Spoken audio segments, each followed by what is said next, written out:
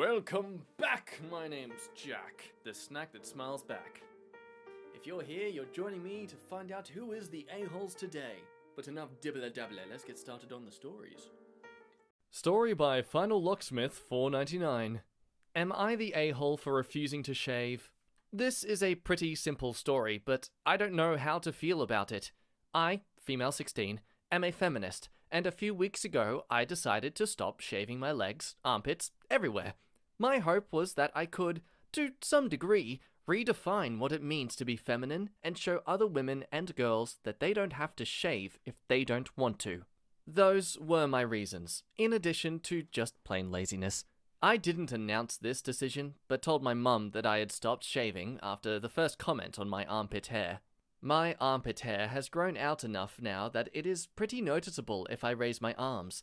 I want to be clear that I don't excessively raise my arms above my head or showcase my armpits, and I still use deodorant and shower daily. I am maintaining personal hygiene. Recently, my mum has started making comments about my body hair. It started small, with glances at my armpits if I was putting up my hair or reaching to a top shelf, but lately it's been all the time.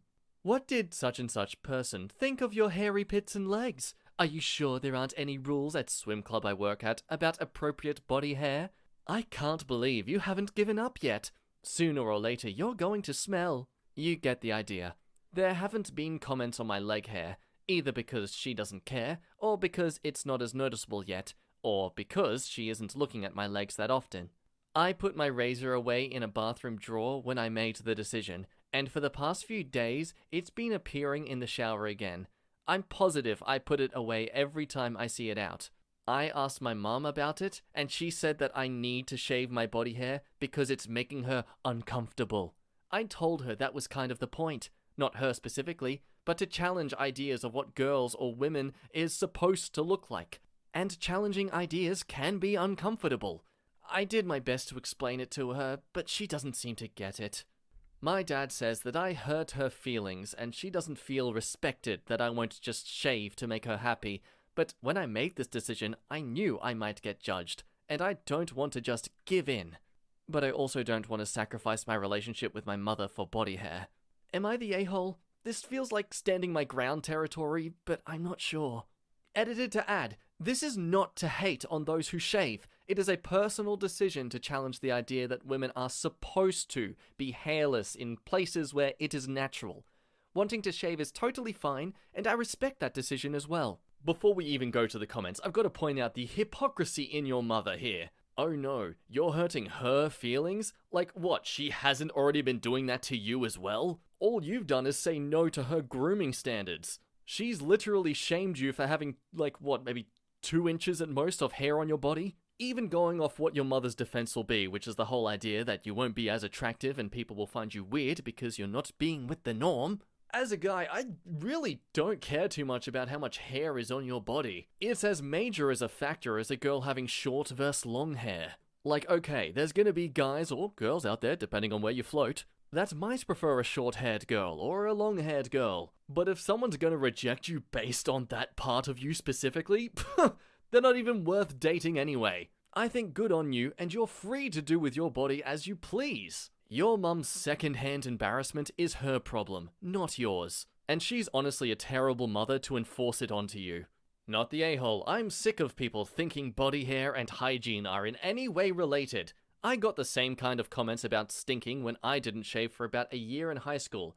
Your body, your hair, your choice, and she feels uncomfortable about it. Well, maybe she should have a good look at herself and work out why. Yeah, even if we do argue that by having more hair on your body you are gonna smell more, especially if you go to school or any events where you're doing a lot of physical activity, so what? Guys exist. We already make a smell with our body hair, it's nothing new. Not the a-hole. Your mother is paying way too close attention to your body. If your body hair is making her uncomfortable, that's downright creepy. Not the a-hole. But also, literally all you had to say was, I really just don't feel like shaving it because I'm comfortable, and then drop it. The little lesson in feminism can be counterproductive, because just like you had to add in that edit to clarify you're not shaming women who choose to shave, you can come off condescending without meaning to. I will agree with this. Specifically that even if you are in the moral right, your argument and overall effort is pointless if the only way you can express it is by demeaning the other person. For example, I'm no vegan, but I'll absolutely respect that practice, regardless if they think I'm a monster and should die for eating meat. True power comes from not giving a flying frick what other people say to you, and being able to shrug that stuff off while smiling. It is stand your ground territory, but pick your fights carefully, cause at the end of the day, all she can do is make comments, and the more you fight it, the more you'll fuel her need to break you down. Just laugh and do you, kiddo. Not the a-hole. I actually had an over-the-top feminist roommate in college who insulted me and my lack of commitment to feminism for choosing to shave. So I kinda came into this post ready to fight. If you're not shaming people for their choices either way, then have at it. I theorize as well that it's possible that your mother is immediately relating you to the rather hardcore feminists out there, just like who Magstar was just referring to. And instead of accepting that you're at an age where you should be exploring who you are and what matters to you, she thinks she needs to quell this rebellious behavior that will only embarrass yourself for the future. Personally, it doesn't come across like that. You seem to have your head on your shoulders. Story by Infamous North. Am I the a-hole for ignoring calls for help? My family has been difficult my entire life. It has had a negative impact on me for years, and I've ceased all contact for almost a year. I'm getting calls about my surviving parent having had severe health issues, and last I heard, is hospitalized. This is from a neighbor back home. This parent has in the past shut power off on property I was living on in the middle of winter, Arctic environment on property I was paying for, has taken action to oppose me at every step I take in my life, and is generally difficult and unpleasant to deal with. My other parent passed away last summer. They were married, and it was difficult seeing the severity of their mental illness and poor ways of interacting with each other in the end. My disabled sibling, equally difficult and unpleasant to deal with, keeps calling me and not leaving a message. My interactions with this person are frustrating and disappointing, as I wish them well, but they will not take help or assistance. Even coexisting peacefully is not possible.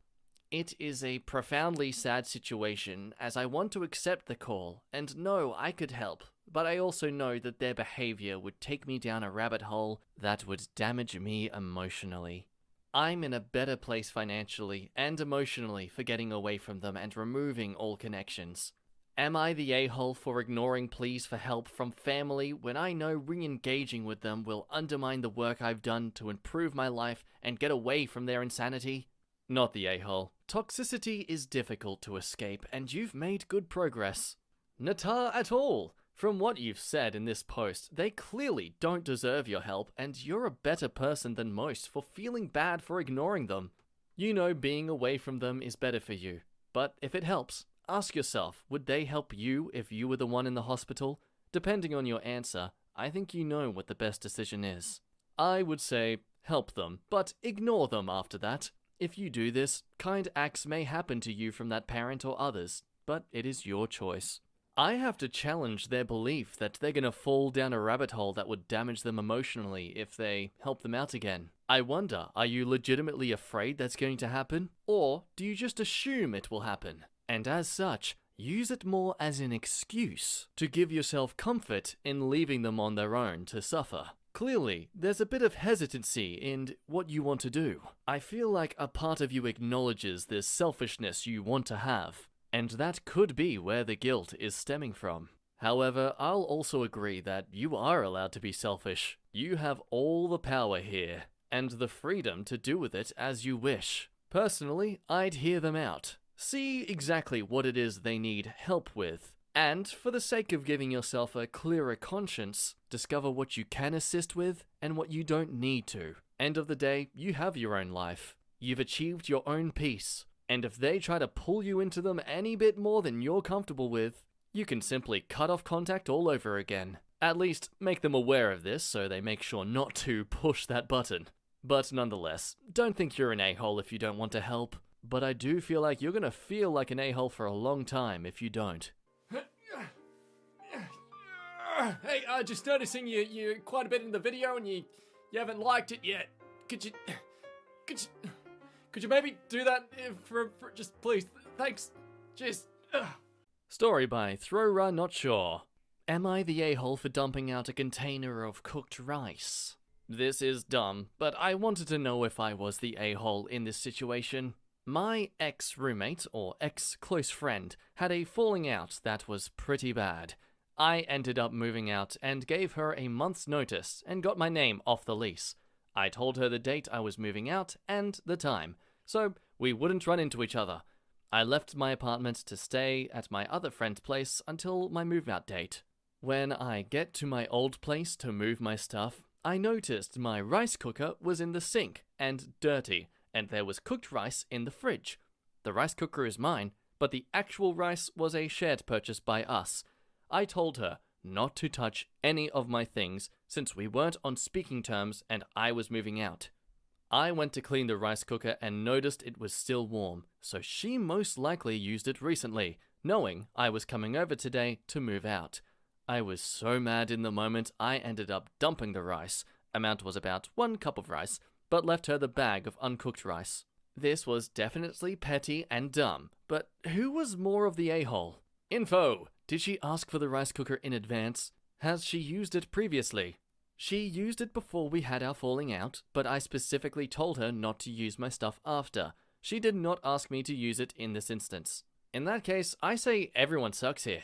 Yeah, you did ask her not to, and that's fine. But I think throwing out the rice took it too far. You should have just talked to her about it, not waste both of your money by throwing out the rice. Everyone sucks here, mostly because the rice was in the fridge. If it was still in the cooker, you'd be in the right, but your actions were just petty. Everyone sucks here. You specifically told her not to use your stuff, and she did. But why did you have to throw perfectly good food away? If you took the rice with you, it still would have been petty, but more justifiable. Not the a-hole, it was your rice cooker and she used it without permission. While, in my opinion, you should have taken the rice or at least not wasted it, you did have the right to do it since it was your rice cooker and you had to pack it up. Maybe you're the a-hole, but I wouldn't lose any sleep about it. Very small time, and considering the relationship, why get concerned about it? Being in quarantine has given me a lot of time to overthink everything. Not the a-hole. Your roommate shouldn't have used your rice cooker after you told her not to. The fact that she used it on the day you came to pack it up was very rude. You wasted food in your petty revenge, but you didn't harm her because you left her more than enough rice. Don't think we didn't notice the nice touch of taking the rice cooker and leaving the uncooked rice. You're the a-hole and super petty. Petty Roosevelt. I get everyone saying she's being petty for throwing out the rice, but honestly, I think it's acceptable. A cup of rice is like what, $1? Yeah, it's wasteful, but so would be my time having to clean up the rice cooker because of the housemate's lazy efforts. If we do want to get really specific on what is more of a waste, technically the time is more wasteful. Regardless of how small of time was wasted, you can't get that time back. Meanwhile, she easily has an entire bag of uncooked rice to make more cups with. I honestly think they aren't the a-hole in this situation, and I especially think they shouldn't be getting too crazy about whether or not they're a morally good person for doing this. Honestly, if I was moving out of somewhere and I came into the kitchen to find someone had used my equipment and not even cleaned it up afterwards, especially considering I have to move all of my stuff that day, I would not hesitate to take that food with me. But that's just me, I'm a bit picky when it comes to people using my kitchen tools. So what do you think? You think she was too petty, or you think it was justified? Imagine getting this worked up over some cooked rice. Then again, rice is pretty amazing, so... Hello. That does us for today's video. Thank you so much for watching. If you're looking at my face right now, that means you liked this video. So all I appreciate is if you would like the video back. Because if you like it, then I'll like you for liking the video, and then I can make more stuff for you to like that you can like, and it'll be just a constant cycle of never-ending pain and suffering. So don't do it alone. Suffer with me. I don't know where I was going with that. If you haven't subscribed but you want to see some more content, then please, what are you waiting for? Click that notification bell so you're always updated on the latest content. And hey, why not check out some other videos while you're here? But anyway, that does me for today. Thank you again for watching. You're an amazing person. I love rambling at you, and I look forward to you staring at me beyond the abyss. Again, soon. I can't close well. Don't at me, okay? My name's been Jack. Bye-bye. You're amazing. See ya!